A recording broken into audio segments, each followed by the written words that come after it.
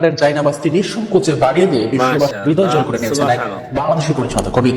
তার এই বিরল নিঃস্বার্থ নিদর্শন নজরে আসার পর তাকে বিশেষ সম্মাননা ও পুরস্কারে ভূষিত করেছে মক্কা পৌর কর্তৃপক্ষ।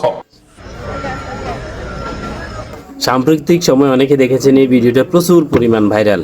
আবু বকর নামের এই ছেলেটা নামাজের জন্য নামাজ আদায় করতে পেরেছে না এক হাজি ভাই তাকে নামাজি দিয়ে এক উদার মনের পরিচয় দিয়েছে সৌদি আরবের মতো মাটিতে, যে নাকি পুরা সৌদি আরবের এই মুহূর্তে প্রশংসায় ভাসছে। শুধু তাই সে নয়, তার সাথে সাথে গোটা বাংলাদেশ প্রশংসিত।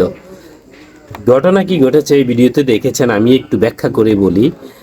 সে সেখানে একজন পরিচ্ছন্ন কর্মী, তার মানে ক্লিনার, সৌদি আরবের মক্কায়।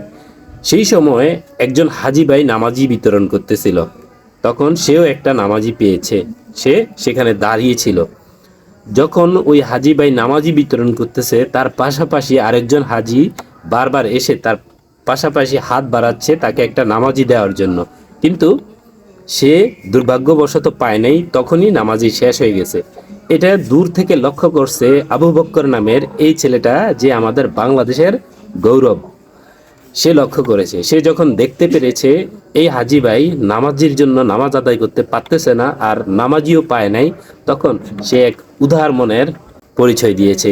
তাৎক্ষণিক সে তার নিজের জায়নামাজি তাকে দিয়ে দিয়েছে। এই ভিডিও সৌদি আরবের কোনো এক শেখ কিংবা প্রিন্সের মোবাইলে ধারণ করা হয়েছে।